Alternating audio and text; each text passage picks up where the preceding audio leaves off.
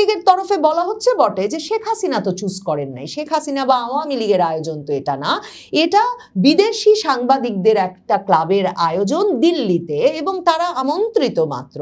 কিন্তু সাংবাদিকরাই আবার বলছেন যে 2 বছর আগে যে পরিস্থিতিতে শেখ হাসিনা এসেছিলেন, 2 বছরের মধ্যে 2 বছর ধরেই তিনি যেভাবে রাজনীতিতে প্রাসঙ্গিক থাকলেন বাংলাদেশের, এবং বাংলাদেশের মানুষের ভেতরে যে ধরনের একটা উচ্ছ্বাস তৈরি হয়েছে তার দেশে ফেরার ঘোষণায়, সেটা ভীষণভাবে উল্লেখযোগ্য, গুরুত্বপূর্ণ, তাৎপর্যপূর্ণ। 2024 সালের 5ই আগস্ট যেই শেখ হাসিনাকে ক্ষমতাচ্যুত হয়ে বাংলাদেশ ছেড়ে ভারত যেতে হয়েছিল, সেই শেখ হাসিনা ভারতের রাজধানী দিল্লিতেই একটা সংবাদ সম্মেলনে উপস্থিত হয়ে, ভার্চুয়ালি উপস্থিত হয়ে বক্তৃতা দেবেন 2026 সালের 5ই আগস্ট। এ খবরটিতে তোলপাড় শুরু হয়েছে ভারতের সংবাদ মাধ্যমে। ভারতের সংবাদ মাধ্যমে শেখ হাসিনার প্রথম প্রকাশ্য উপস্থিতি হিসেবে এটাকে ঘোষণা করে বিভিন্ন সংবাদ মাধ্যম শিরোনাম করছে, কেন শেখ হাসিনা 5ই আগস্টেই দিল্লিতে এই ভার্চুয়াল সভায় যোগ দেওয়ার সিদ্ধান্ত নিলেন। এই সভাটির যে পোস্টারটি ছড়িয়ে পড়ার পর এই তোলপাড় শুরু হয়েছে, সেই সভার শিরোনাম দেওয়া হয়েছে শেখ হাসিনাজ হোম কামিং। যেই ঘোষণা দিয়েছেন সম্প্রতি, সেই ঘোষণার বিস্তারিত তিনি এই অনুষ্ঠানে তুলে ধরতে পারেন। তার কাছ থেকে একটা রোড ম্যাপ আসবে, রাজনৈতিক পরিকল্পনা আসবে তার স্বদেশ প্রত্যাবর্তনের। এসব প্রত্যাশার কথা ভারতীয় সংবাদ মাধ্যমে লেখা হচ্ছে। তবে দিল্লিতে foreign correspondence club south Asia, এই ক্লাবটির অনুষ্ঠানে শেখ হাসিনার ভার্চুয়ালি যোগদানের ঘটনাটি কিন্তু এর আগেও ঘটেছিল। মানে তবে সেবার তিনি লাইভে যোগ দেন নাই, সেবার তিনি একটা অডিও বার্তা পাঠিয়েছিলেন। সেবারও ব্যাপক আলোড়ন হয়েছিল যে শেখ হাসিনাকে যে এই যে এর মাধ্যমে একটা প্রকাশ্য অনুষ্ঠানে অডিও বার্তা পাঠাতে দেখা গেল, সেটাও যে ভীষণ তাৎপর্যপূর্ণ রাজনৈতিকভাবে, সেটা যেমন তখন আলোচিত হয়েছিল। ভারতের সকল শীর্ষস্থানীয় সংবাদ মাধ্যম যেমন সে খবর দিয়েছিল, তেমনি সেবারেও মানে সেই জানুয়ারি মাসের ওই অনুষ্ঠানটাতেও, যেহেতু অনুষ্ঠানটির আয়োজক ছিল এই foreign correspondence club south Asia, মানে দিল্লিতে নিযুক্ত বিভিন্ন আন্তর্জাতিক সংবাদ মাধ্যমের যে প্রতিনিধিরা আছেন, সেই সংবাদদাতাদের যে ক্লাবটি, তারা কাজেই তখন ভারতের বাইরেও আন্তর্জাতিক সংবাদ মাধ্যমের শিরোনাম হয়েছিল যে শুধুমাত্র দিল্লির বাড়িতে অত্যন্ত সুরক্ষিত আবাসে বসে ইমেইলের মাধ্যমে সাক্ষাৎকার দিচ্ছেন শেখ হাসিনা, তাই নয়, তিনি রীতিমতো এখন সাংবাদিকদের একটা সভার মধ্যে অডিও বার্তা পাঠিয়েও তার বার্তা পৌঁছে দিচ্ছেন। কিন্তু এবার বিশেষভাবে যে উচ্ছ্বাস তৈরি হয়েছে তার কারণ, এই দাওয়াতপত্রে বা পোস্টারে foreign correspondence club south Asia লিখেছে যে শেখ হাসিনার হোম কামিং এই শিরোনামে যে আলোচনা সভা, সেই সভায় শেখ হাসিনা ভার্চুয়ালি লাইভ যুক্ত হবেন। কাজেই বিভিন্ন পত্রিকা লিখছে, তিনি কি তাহলে প্রশ্নের উত্তর দেবেন, তাকে কি দেখা যাবে ভিডিওতে? আওয়ামী লীগের বিভিন্ন সূত্র থেকে এটা পরিষ্কার যে শেখ হাসিনা ভিডিওতে দেখা দেবেন এরকম কোনো পরিকল্পনা নাই। তবে শেখ হাসিনা এই অনুষ্ঠানে লাইভ যুক্ত হয়ে বক্তৃতা দেওয়ার একটা প্রত্যাশা তৈরি করেছেন, সেটা সকলেই মনে করেন। তবে আওয়ামী লীগের তরফে বলা হচ্ছে যে শেখ হাসিনার মূল যে ইচ্ছাটা, সেটা হচ্ছে মূলত তো এই ফরেন করেসপন্ডেন্সরাই, মানে সারা পৃথিবীর ভারতীয় সংবাদ মাধ্যম এবং আন্তর্জাতিক সংবাদ মাধ্যম, এপি, রয়টার্স থেকে শুরু করে এই 2 বছরে শেখ হাসিনার বিশ্বের শীর্ষস্থানীয় সকল দৈনিকে শেখ হাসিনার সাক্ষাৎকার প্রকাশ হওয়া, শেখ হাসিনার বিভিন্ন খবরাখবর প্রকাশিত হওয়া এবং নানা ভাষায় অনুদিত হয়ে, এসবের পেছনে এই যে সাংবাদিকদের শেখ হাসিনার খবরে আগ্রহ আছে মানুষের, সেটা অনুধাবন করতে পারা, শেখ হাসিনাকে রাজনৈতিকভাবে এক রকমের গুরুত্বপূর্ণ মনে করা, বিশ্ব রাজনীতিতেও গুরুত্বপূর্ণ চরিত্র বলে মনে করার একটা সরাসরি সংযোগ আছে। শেখ হাসিনা এজন্য ফরেন করেসপন্ডেন্সদের, সাংবাদিকদের ধন্যবাদ দেওয়া প্রয়োজন মনে করেছেন এবং সে কারণে তিনি দেশে ফেরার ঘোষণা দেওয়ার পর দিল্লিতে নিযুক্ত এই বিদেশি সংবাদদাতারা যখন তাকে তাদের এই সভাটি আয়োজনের পরিকল্পনার কথা জানিয়েছেন এবং তাকে আমন্ত্রণ জানিয়েছেন, তখন শেখ হাসিনা মনে করেছেন তিনি যুক্ত হয়ে সাংবাদিকদের ধন্যবাদটুকু অন্তত জানাতে চান। কিন্তু মূলত এই আলোড়নটার কারণ কি? ভারতীয় সংবাদ মাধ্যমগুলো যে ধরনের শিরোনাম করছে, ফার্স্ট পোস্ট শিরোনাম করছে, why Sheikh Hasina has chosen August 5 for her first public appearance in 2 years। মানে আওয়ামী লীগের তরফে বলা হচ্ছে বটে যে শেখ হাসিনা তো চুজ করেন নাই, শেখ হাসিনা বা আওয়ামী লীগের আয়োজন তো এটা না, এটা বিদেশি সাংবাদিকদের একটা ক্লাবের আয়োজন দিল্লিতে এবং তারা আমন্ত্রিত মাত্র। কিন্তু সাংবাদিকরাই আবার বলছেন যে 2 বছর আগে যে পরিস্থিতিতে শেখ হাসিনা এসেছিলেন, 2 বছরের মধ্যে 2 বছর ধরেই তিনি যেভাবে রাজনীতিতে প্রাসঙ্গিক থাকলেন বাংলাদেশের, এবং বাংলাদেশের মানুষের ভেতরে যে ধরনের একটা উচ্ছ্বাস তৈরি হয়েছে তার দেশে ফেরার ঘোষণায়, সেটা ভীষণভাবে উল্লেখযোগ্য, গুরুত্বপূর্ণ, তাৎপর্যপূর্ণ।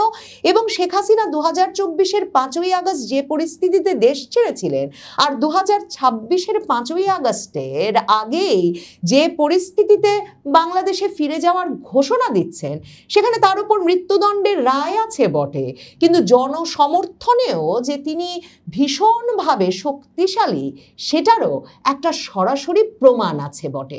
ইন্ডিয়া টুডের শিরোনাম হচ্ছে 2 years after ouster Sheikh Hasina to make first public appearance in India. মানে 2 বছর আগে পদচ্যুত হওয়ার পর শেখ হাসিনা ভারতে প্রথমবারের মতো প্রকাশ্য উপস্থিতিতে আসছেন। তারাও লিখছে যে এটা একটা ভার্চুয়াল প্রোগ্রাম এবং একটা ভার্চুয়াল প্রোগ্রামকে তিনি লাইভে যুক্ত হয়ে হয়তো সরাসরি বক্তব্য দেবেন, কিন্তু এর মাধ্যমে তিনি যে তার দেশে ফেরার রোড ম্যাপ এবং ঢাকায় ফেরার পুরো প্রস্তাবনাটা নিয়ে আলাপ করবেন সে বিষয়টা একরকমের নিশ্চিত করছে ইন্ডিয়া টুডে। যে শেখ হাসিনা প্রকাশ্য উপস্থিতিতে আসছেন, অডিওতে হলেও, ভার্চুয়ালি যুক্ত হয়ে হলেও, কিন্তু একটা অডিটোরিয়ামে আয়োজিত অনুষ্ঠান, দিল্লির মার্কটালি অডিটোরিয়ামে এই অনুষ্ঠানটি আয়োজিত হবে, সেখানে সাংবাদিকরা উপস্থিত থাকবেন, সেখানে আওয়ামী লীগের সাবেক মন্ত্রী নেতাদের কেউ কেউ উপস্থিত থাকবেন এবং সেখানে ওই অনুষ্ঠানটিতে যুক্ত হবেন ভার্চুয়ালি সাবেক প্রধানমন্ত্রী শেখ হাসিনা, শেখ হাসিনা পুত্র সজীব ওয়াজেদ জয়, সাকিব আল হাসান, বাংলাদেশের ক্রিকেটের সর্বকালের সর্বশ্রেষ্ঠ অলরাউন্ডার আওয়ামী লীগ এমপি, তিনি সহ বিভিন্ন ব্যক্তিবর্গ।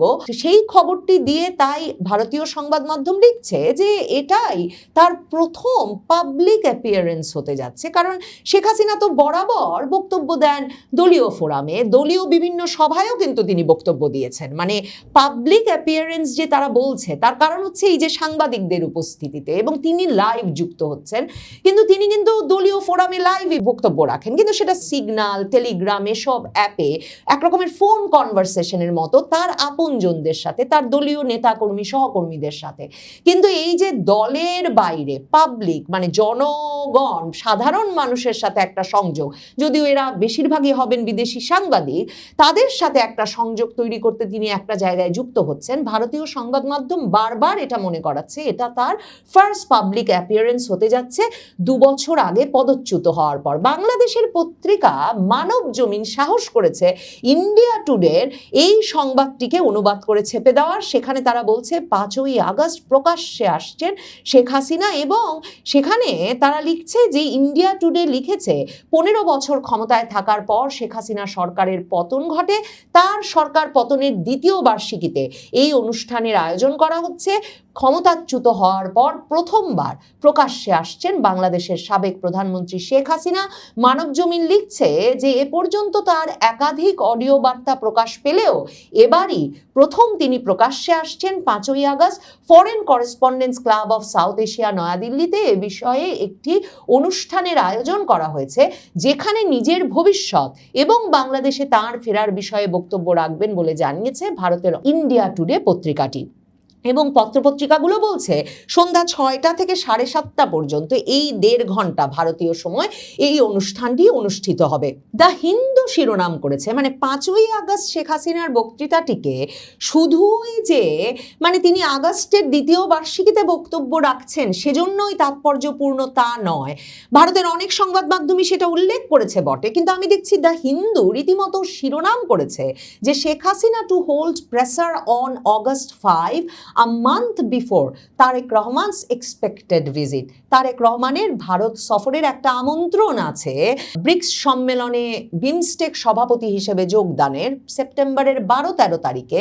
যখন বাংলাদেশ সরকার বলছে যে তারা ভারতের পাঠানো সেই আমন্ত্রণপত্রটি খতিয়ে দেখছে, তখন ঠিক তার 1 মাস আগে বাংলাদেশ সরকারের সঙ্গে ভারত সরকারের সবচেয়ে স্পর্শকাতর বিষয় হয়ে দাঁড়িয়েছে যেটা, যে শেখ হাসিনা ভারতে আছেন শুধু সেটা নয়, ভারতে বসে তিনি রাজনৈতিক কর্মকাণ্ড চালাচ্ছেন, যেটাকে ভারত সরকার রাজনৈতিক কর্মকাণ্ড মনে করে না কিন্তু বাংলাদেশ সরকার মনে করে। মানে তিনি রীতিমতো নিয়মিতভাবে আওয়ামী লীগের নেতা কর্মী সমর্থকদের সঙ্গে আলাপ করছেন ফোনে, টেলিফোনে, এবং তিনি জায়গায় জায়গায় দলের সকল কর্মসূচিতে অডিও বার্তা পাঠাচ্ছেন, এবং সেসব অডিও বার্তা আবার বেরিয়ে পড়ে রীতিমতো ফেসবুক থেকে সামাজিক যোগাযোগ মাধ্যমে সর্বজনের জন্য একেবারে সহজলভ্য হয়ে পড়ছে। তো এই বিষয়টি নিয়ে দ্য হিন্দু মনে করাচ্ছে যে তারেক রহমান আসার ঠিক 1 মাস আগে এই প্রেস কনফারেন্সটি, এই সংবাদ সম্মেলনটির আয়োজন করছেন শেখ হাসিনা। মানে এটাকে যে সংবাদ সম্মেলন বলা হচ্ছে, সাংবাদিকেরা ঠিকই বুঝছেন, সাংবাদিকদের সামনে বার্তা দেবেন একজন রাজনৈতিক নেত্রী, একে সংবাদ সম্মেলন ছাড়া কিছু বলবার তো উপায় নেই। তবে ফরেন করেসপন্ডেন্স ক্লাব কিংবা আওয়ামী লীগ তো বলছে তারা আয়োজকই নয়, কেউই কিন্তু এটাকে সংবাদ সম্মেলন বলছে না। এখন তারেক রহমান সরকার এই বিষয়টা কিভাবে দেখবেন? দেখেন, ইউনূস সরকারের আমলে যখন এই foreign correspondence club south Asia ঠিক এমনভাবেই নির্বাচনের আগে 12ই ফেব্রুয়ারি নির্বাচনের আগে একটা সাংবাদিক সভার আয়োজন করেছিল, যেখানে শেখ হাসিনা ওই অডিও বার্তা পাঠিয়েছিলেন এবং রেকর্ডেড অডিও বার্তা, এবং আওয়ামী লীগের নেতারা উপস্থিত ছিলেন ওই অনুষ্ঠানে সশরীরে। তার পরপরই কিন্তু ইউনূস সরকার পররাষ্ট্র মন্ত্রণালয়ের তরফে একটা প্রতিবাদ জানিয়ে বলেছিল যে তারা শকড, তারা স্তম্ভিত, বাংলাদেশ সরকার স্তম্ভিত যে কিভাবে বাংলাদেশে মৃত্যুদণ্ডপ্রাপ্ত পলাতক আসামি শেখ হাসিনাকে ভারত সরকার জনসমক্ষে বক্তৃতা দেওয়ার সুযোগ দিল। মানে সরকার উল্লেখ করেছিল পাবলিক অ্যাড্রেস করবার সুযোগ দিল। তার মানে আপনি আমি হয়তো ভাবি যে এটা তো একটা ভার্চুয়ালি যোগ দেওয়া, আমরা তো প্রায় ভার্চুয়ালি শেখ হাসিনার পাঠানো অডিও বার্তা নানা জায়গায় শুনতেই পাই। এটা এমন একটা কি ঘটনা? ঘটনাটা হচ্ছে সেটা যে রীতিমতো অনুমোদন নিয়ে, সরকারি অনুমোদন, যথাযথ কর্তৃপক্ষের অনুমোদন নিয়ে শেখ হাসিনা বক্তৃতা দেবেন জনসমক্ষে, এটা জানিয়ে একটা অনুষ্ঠান করার অনুমতি পাওয়া যাচ্ছে দিল্লি শহরে, জানুয়ারি মাসেও পাওয়া গেছে, এবং এ দফায় আবার 2026-এর আগস্ট মাসে এসেও পাওয়া যাচ্ছে। এখন তারেক রহমান সরকার এর কি প্রতিক্রিয়া জানান সেটা বলা মুশকিল। তবে ভারত সরকার যে, মোদী সরকার যে, তারেক রহমান সরকার কি প্রতিক্রিয়া জানান তার তেমন তোয়াক্কা করছেন না। এর যে একটা সরাসরি উদাহরণ এই ঘটনা, সেটাও কিন্তু আবার ভারতীয় সংবাদ মাধ্যমেই বিশ্লেষণে উঠে আসছে যে শেখ হাসিনাকে নিয়ে এমন স্পর্শকাতরতা আছে জানার পরেও ভারত সরকার এই অনুষ্ঠান আয়োজনের সুযোগ দিয়ে একটা সরাসরি বার্তাই বাংলাদেশ সরকারকে দিতে চাইছে। বাংলাদেশ সরকারকে বরাবরই ভারত সরকারের যেটা অবস্থান, ভারত সরকার বরাবরই বলে আসছে যে শেখ হাসিনাকে বাংলাদেশ থেকে সরকারি ব্যবস্থাপনায়, সরকারি অনুরোধে তার প্রাণহানির ঝুঁকি আছে এই কথা জানিয়ে ভারতে নিয়ে আসা হয়েছিল সামরিক বিমানে করে, এবং তিনি যখন এসেছেন তখন তিনি দণ্ডপ্রাপ্তও ছিলেন না, পলাতকও ছিলেন না।